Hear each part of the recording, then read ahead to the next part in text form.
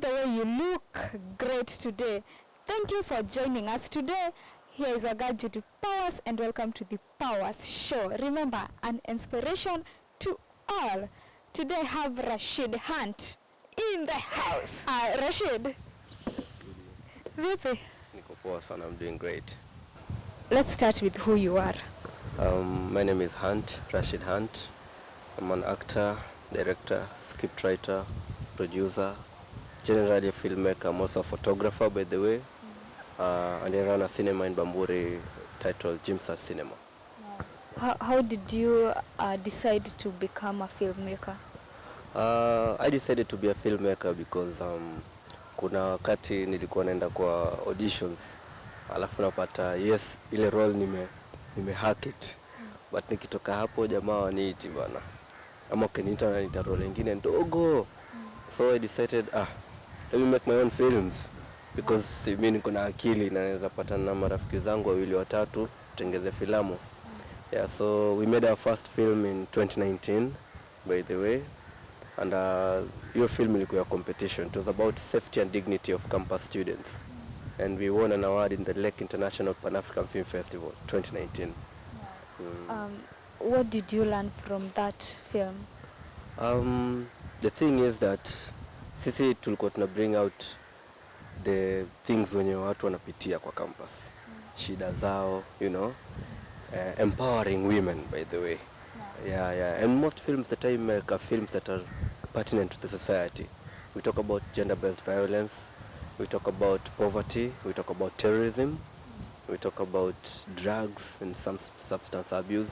Vitu zenye at least iko entertaining, yes, but at the end of the day mtu akishaangalia that short film 3-5 minutes anaenda na kitu. You have mentioned drugs. Yes.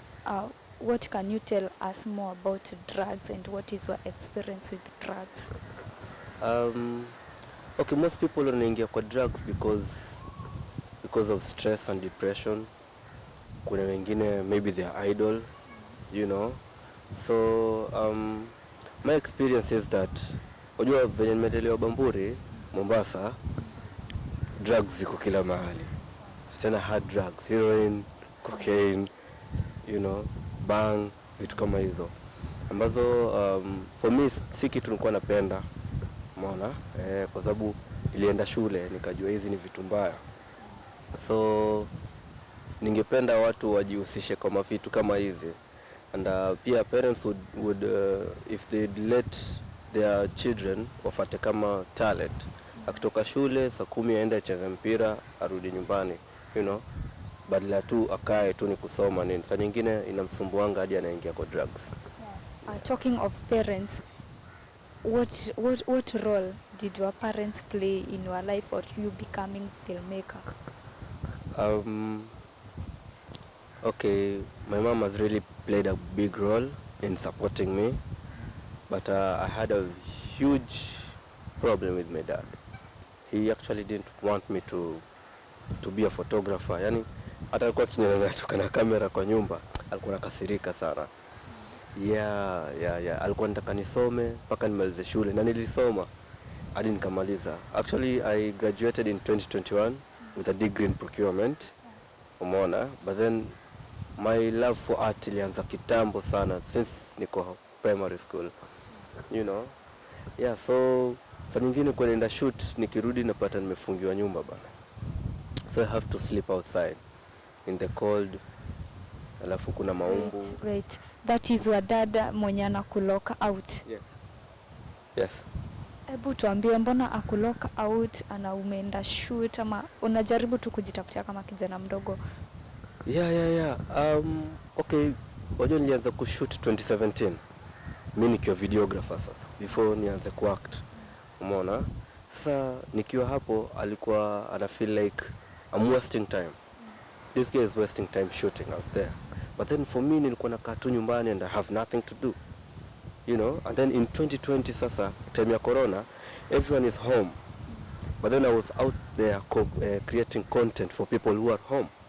The 3 months when watu walikuwa lockdown, we were creating so much content, so much good content. I was even proud of myself.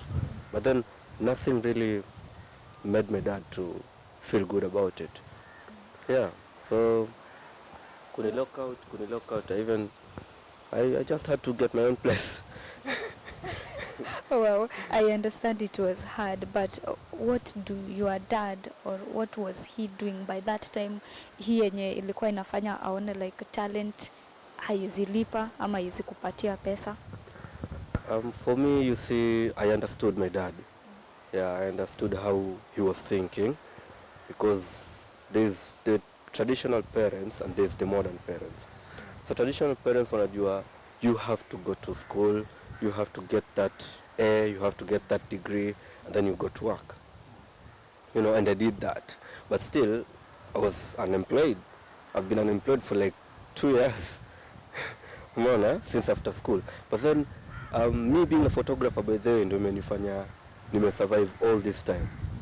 And photography ni kitu nimelearn through YouTube, through reading books and through experience. Umeona? So yeah, haizi jua how much it has helped me. Umeona? Hata saa ingine hata some of the cash nampeanga.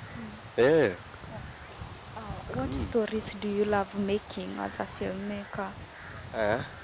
For me napenda vitu zenye, I love stories that can start a conversation. One. And also stories that are pertinent. Lazima story kuwe pertinent to the society. Kabisa. And my way of filmmaking is that I make films for festivals. You know? I think Mr. Flo cannot haizi kumbuka, but my film was also in the ASMO. Ile ya ASMO ilikuwa nominated on time, but I didn't win. ASMO ilikuwa about mtaa kompe ama ilikuwa? Exactly. It was one of the 6 films that were there. Mtaa kompe. Which was it again, na mbona ulikuwa ume-present huko? Ilikuwa on time. Nilirealize inaongelea ndio hiyo yenye nimekwambia, safety and dignity. Inaongelea venye mtaani kuko. Hata wao wakiona niko sure waliipenda tayari. And I had created it in 2019. Umeona? Na hiyo compare ilikuwa 2020 mwisho, which was nominated in 2020, yeah. 2020 mwanzo, I mean. Wow. Yeah.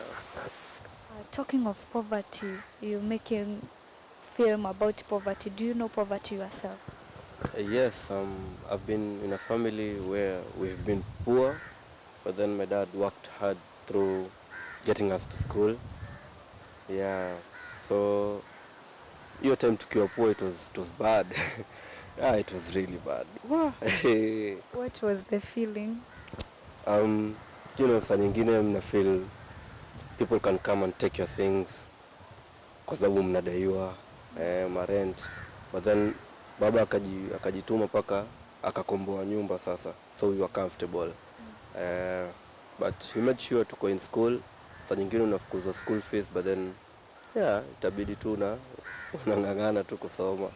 Uliwahi kulala njaa wakati ulikuwa kwa poverty? Sijawahi, nashukuru Mungu. Sijawahi. Wewe ujui the real poverty ni kusema nini? Okay, hiyo ni poverty ya familia. My own poverty, mimi mwenyewe nimekuwa poor. Kuna time nilikuwa mbaya nikalala njaa nikiwa peke yangu. When I was, unajua kuna time mzee alinifukuza nyumbani. No, you were just away. Alinifukuza. What happened? Ni hizo vitu tu za shoot. Na tunaenda tuna shoot, narudi saa 7 usiku, saa 8, yeye hakuwa anapenda. So he told me to choose whether to live there or to be out. So nikahepa. Took my things and left. So saa hizo after you left your father's house, ndo you are sleeping hungry, hauna chakula kiukweli like? Yeah, I used all the cash to make sure I have shelter. And then sasa kwa chakula sasa I was eating 1 meal per day. Saa nyingine itabidi na skip because I didn't have a job your time. Mpaka nikakuja sana nikapata camera. I was hiring a camera and nilipata shoots. But then shoots ni once in a while, so I really struggled. But nashukuru I moved past that. Talking about gender-based violence. Yeah. ushaipitia wewe? Unajua kwa wakati mwingi tunazoea wanawake ndo wanapitia GBV. So wewe ulifikia aje ukaona unaweza fanya film about gender based violence? For me kwanza, I love talking about vitu zenye watu wengi wanapitia. Kama msanii mimi ni kioo cha jamii. Hata kama sijapitia gender based violence because I'm not married, but there are people there who go through it, both women and men. Kuna wanaume wanakaliwa chapo hivyo. Mtu ametoka kazini anataka kwenda nyumbani but hataki, yani ako radhi apitie mahali akunywe akae na marafiki, kitu kama hiyo. So for me I would want to talk about that because hata kama si kila mtu anapitia, but there's someone out there who will be like, yes, that happened.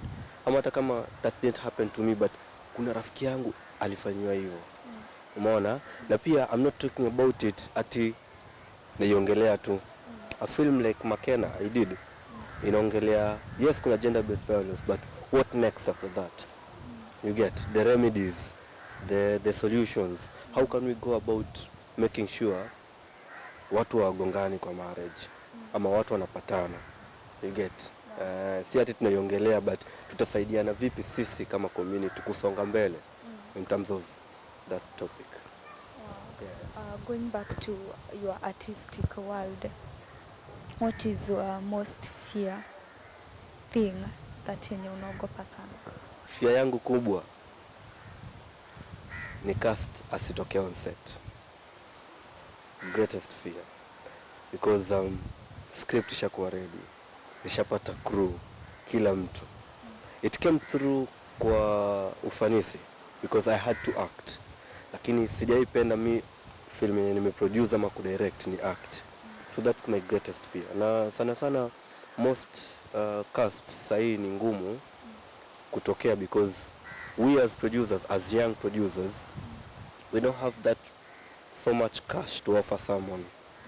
Mona, because most people look at the financial value of the art. Akija utamlipa pesa ngapi? Umeona? So si tunajaribu as much as possible to make sure mtu ana feel comfortable. We have food on set, we produce transport, and also the maana anafanyanga film for festivals, so that if we get nominated, if we win an award, there's a boost in our esteem. We feel like we've done something. Our efforts have been recognized. Abu, tell us about your biggest achievement that you feel. The biggest achievement? My biggest achievement was winning an international award in my first film. The first film I did, I won an award as the People's Choice Award, Lake International Pan-African Film Festival 2019 in Nakuru. I termed that as the biggest because it was the start of my filmmaking career. That was your first film to make? Yes. You directed it? I wrote, directed and produced it. Sure ni guji wao bana.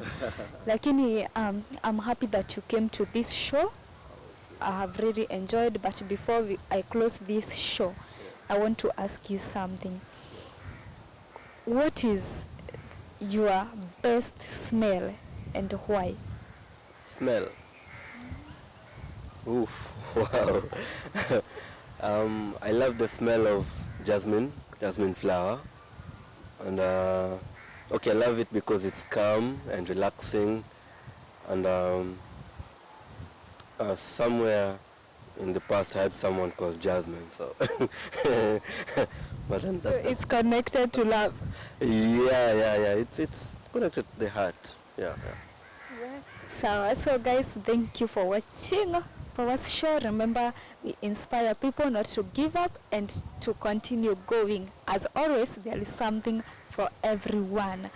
If you want us to take your portrait, remember to call this number 0795210943. Until next time, what is the final word? My final word would be whatever thing you're going through, whatever problems you're going through, there's always light at the end of the tunnel. Yeah, you keep going, you go through, tutaweza. Huku Mombasa tutasema twende nalo. You'll find me on Instagram, Rashid Hunt, Facebook and Twitter, Rashid Hunt. Also follow our cinema, James Al Cinema. Yeah, thank you.